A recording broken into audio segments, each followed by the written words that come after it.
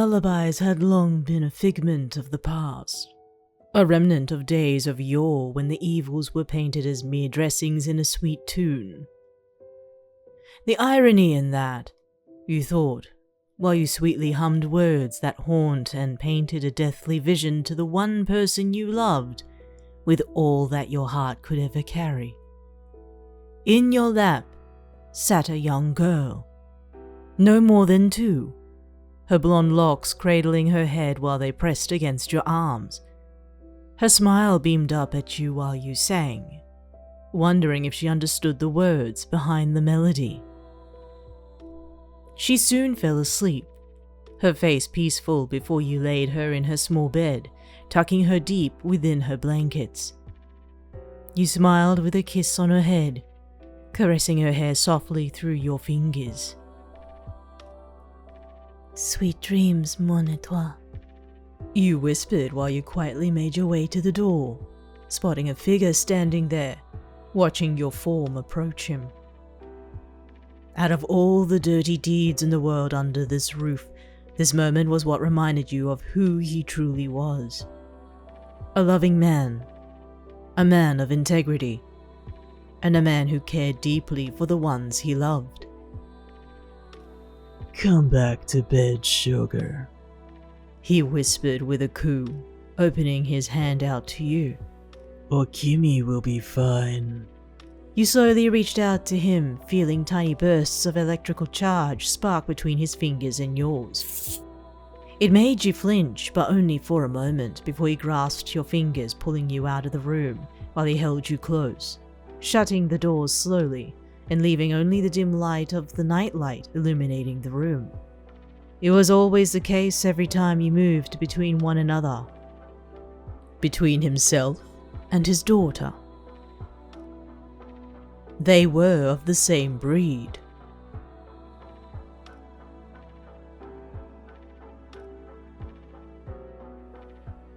Another morning broke through the lights while the usual cleanup crew swept and mopped the floors of the nightclub. The stale smell of alcohol still lingered in the air while you stood on the stage, watching the lifeless motions of the cleaners do their work. You felt the effects of last night's entertainment, recalling the amount of hands that rose from the crowd while you sang to their heart's content. You eyed the clock at the bar across the large room, spotting the time and counting down.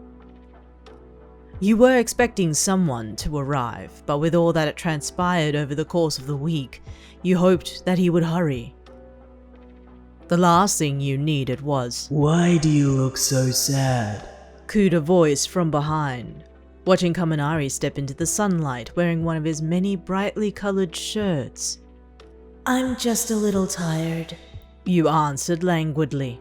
"I'll get over it." You eyed the door, the bar, and the floor, anticipating your guests to show. "Let's hope you do," replied Kaminari while he approached you from behind, his hands gently holding your hips while his lips lingered by your ear. "We'll be needing to celebrate some things later tonight. After all, we've survived another quarter, and we have a special guest coming soon." Your eyes widened a little at his words, and your shoulders stiffened, hoping he didn't catch your reaction. After that close call the other night, receiving word from a fellow undercover agent, you were more vigilant than ever to keep your tracks covered. Still, you were not aware of this special guest of Kaminari's outside of your own secret, while his arms embraced you, holding you to him while your back pressed against his chest. "Exactly who?" you asked while his lips tickled against your neck. "No one," he purred before the front doors opened, revealing a tall man who leaned his head from the doorframe, allowing his broken antlers to clear them.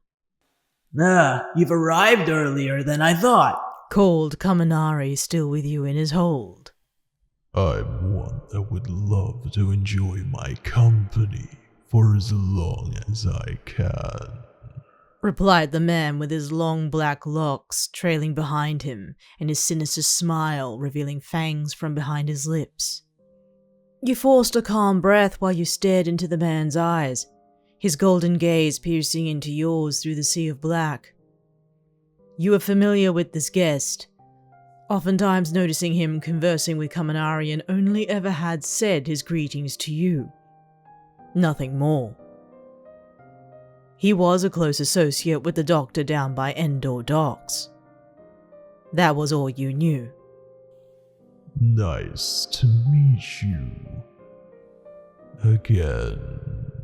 Greeted the man, his large bandaged hand reaching out to you with fingers that threatened to touch your skin until you felt your body pull away with a jerk. No touching my merchandise, Hissed Kaminari playfully, holding you in his embrace.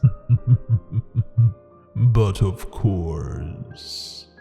Replied the man in kind, his smile widening while he bowed respectfully towards Kaminari.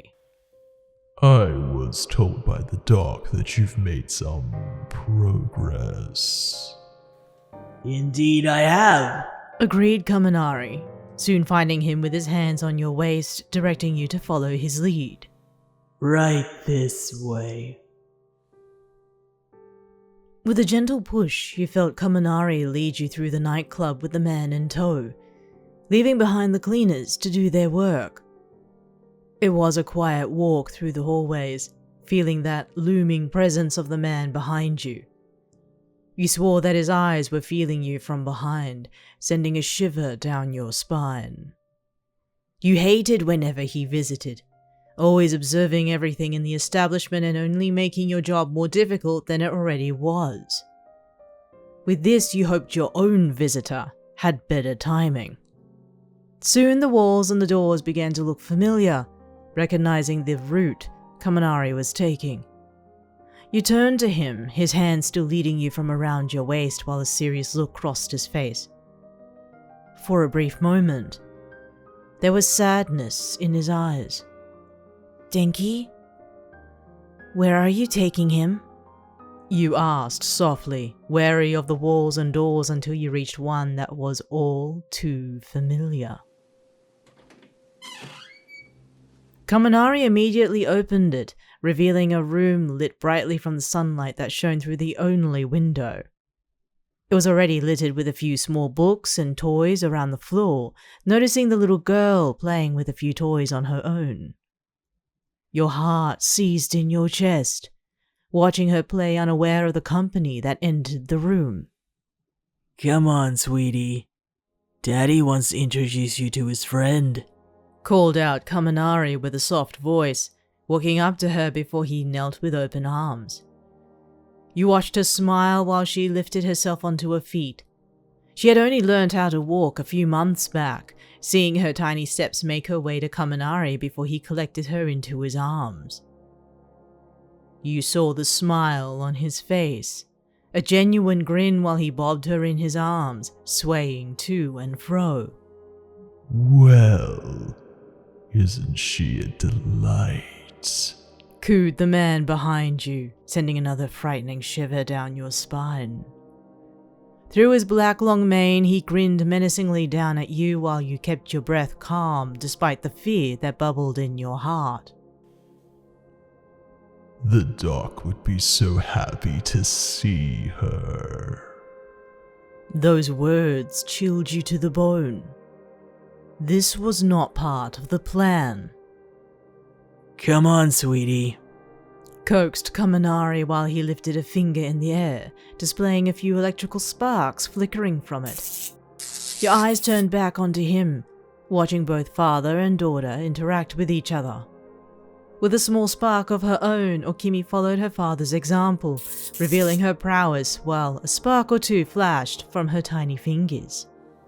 Every electrical charge between Kaminari and Okimi flashed faster until one shock took Okimi by surprise, her tiny hands flinching painfully from it. A gasp escaped your lips, stepping forward only to be stopped by Kaminari's golden glare, staring you down. Just a minor setback, he informed, his words more so for his guest than for you. We all have setbacks, replied the man with a curdling tone. his golden eyes on Kaminari with a wide grin. You watched with horror between the man and Kaminari, this untold conversation between them before you turned to Kaminari, his eyes glazed over with a resignation of regret. He continued his demonstration with more shocks shared between himself and Okimi, only to electrocute her again and again. Her cries of pain, heart-wrenching with every mismatched mistake. Stop it! You yelled, unable to see the pain look on your daughter's face any longer, while you rushed straight towards Kaminari. Stop it! Please!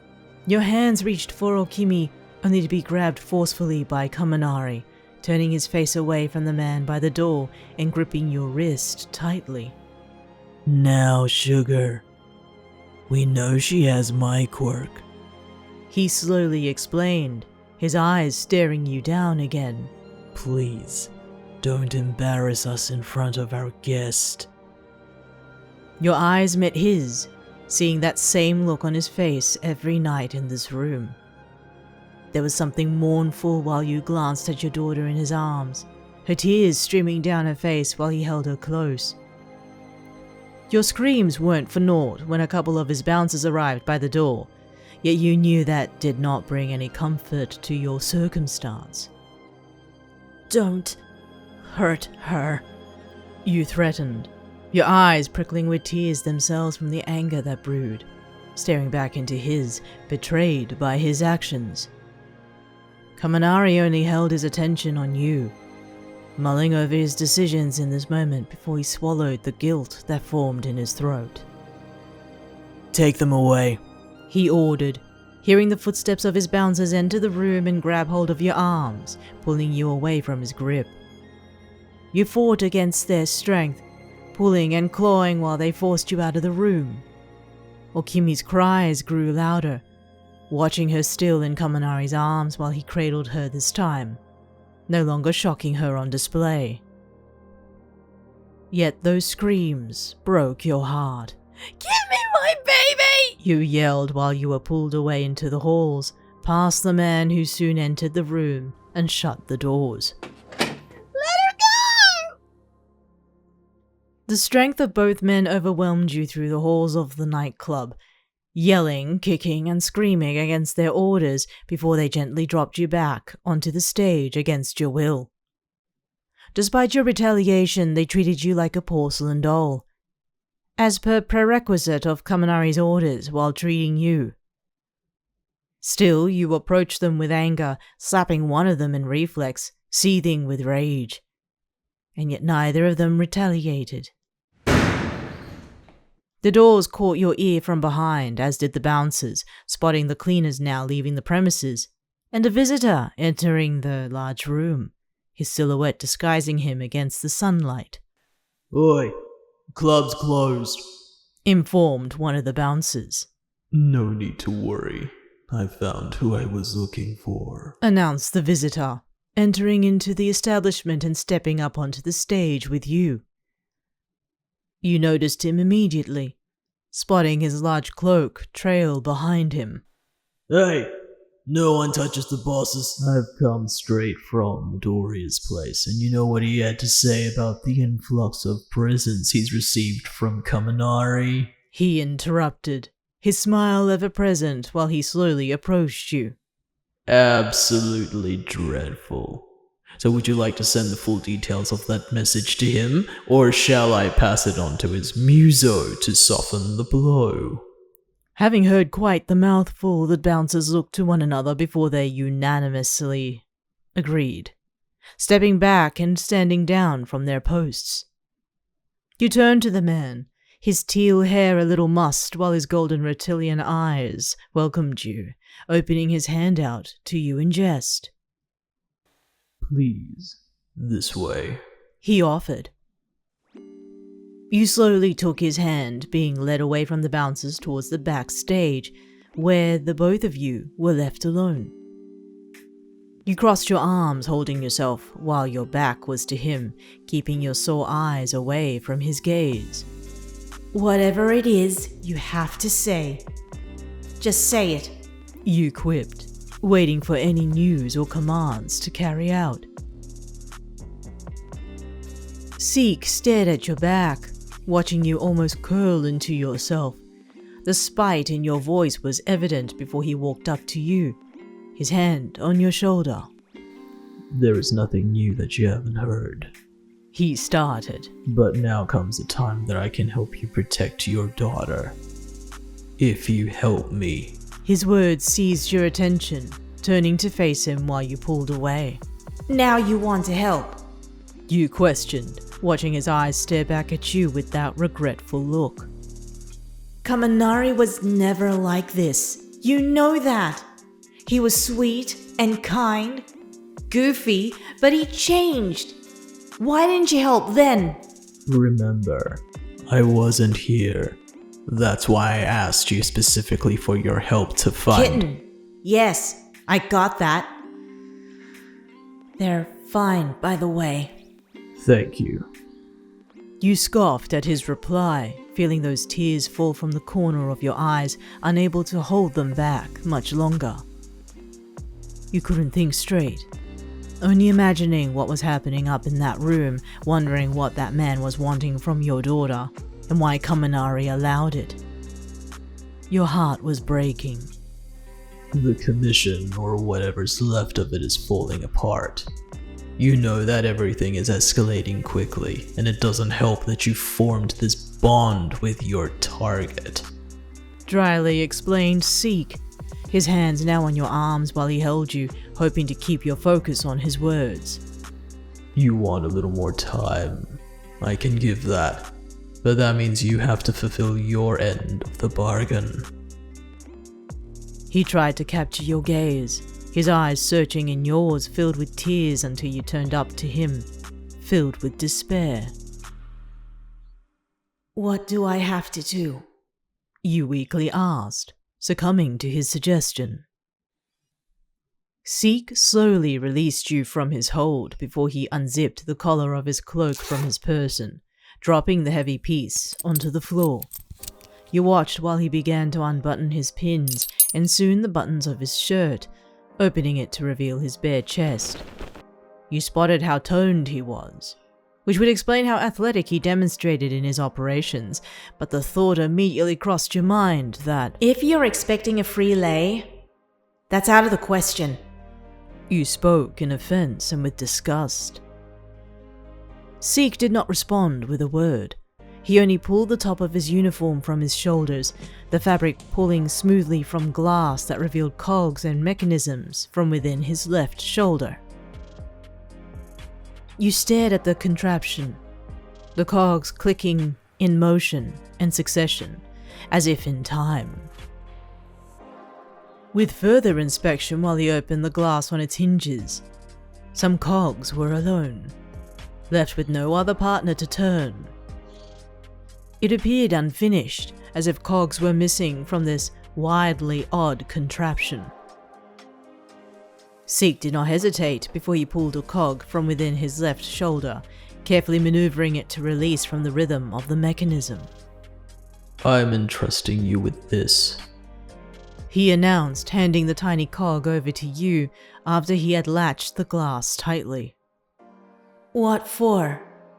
You asked while you slowly took the cog from his fingers, watching him immediately clothe himself again. You'll know when the time comes, he explained, pulling his cloak from the floor and attaching it back on his person. That's a signal to you. When you do, you have to ensure that no one is around and that you throw it only to him. That name again. And he was in your midst, in the same room as your daughter. You clutched onto the cog, pocketing it away for safekeeping while your eye was on Seek, now already righting the cloak on his shoulders. How many have you given away? You asked, wondering about pieces that looked like they were missing. One too many, he simply replied, eyeing the stage and spotting those bouncers still on standby. But I am no longer able to be present here. I must take my leave. Promise me. You snapped, catching him by surprise. What? Promise me that my daughter will be safe. I can't. You never lie. You interrupted. Give me your word. You stared with eyes still filled with anger and despair, only met by his remorse. You needed those words to be said, to be heard, but that guilt in his eye was obvious to see.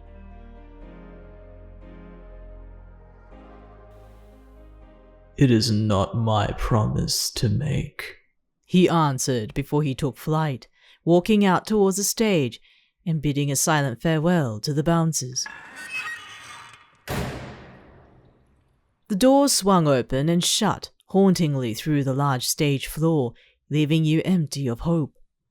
It wasn't long until you heard the voices of Kaminari and his guest entering back onto the main floor, their words meaningless and muffled, with their low whispers before the horned man exited the stage. Another swing of the doors signaled the end of their conversation, leaving you now alone with Kaminari, who paced on the stage in thought after he had sent the bouncers away. From behind the curtains you slowly appeared onto the floor, spotting Kaminari, who turned to you, surprised to find you present with him. Sugar. You slapped him immediately, uttering that nickname with every ounce of rage, to have his hand grip your wrist tightly. You pulled at his hold while he tried to brace you against him, preventing you from kicking and clawing at him. You screamed. You yelled. And with every ounce of energy you had, you struggled against his grip until he held you tight, pushing you against the backdrop of the stage. His hands gripped your wrists while his legs pushed their weight into yours, your bodies enmeshed with each other, and your breaths heaving from the struggle. His eyes locked with yours, staring with an unnerved passion fueled by his forceful reaction against the tidal wave of hurt and anger you emanated from your being. Consumed in the heated moment, Kaminari's lips crashed into yours, pressing harder into your body. It drove you mad, filled with rage, confusion, and despair, only to succumb to the warmth he shared with no teasing play he usually instilled. It was raw and primal, before he held you in his embrace, his hands holding your cheeks instead and pulling you further in. This madness that coursed through you was overwhelming, taking possession over you and drowning in the love he poured while he ran his fingers through your hair, indulging in the feel of your body against his. Kaminari slowly pulled away, his breath heavy while he indulged in your closeness. He felt you return his love, no longer fighting against him while you laid in his embrace. Please, leave her out of this, you begged breathlessly, your head nuzzling into his. I can't, he moaned apologetically, filled with remorse before he felt you push him away, slipping past him while he leaned on the backdrop, breathless from the passion that coursed through him. You ran towards your daughter's room, stopping before the door ajar for you to peek through. There on the floor was Okimi, sobbing tears alone. You quickly sat by her, grabbing her into your arms and cradled her against your chest. You ignored the static shocks that were shared between your body and hers, a minor inconvenience compared to what you witnessed earlier. Shh.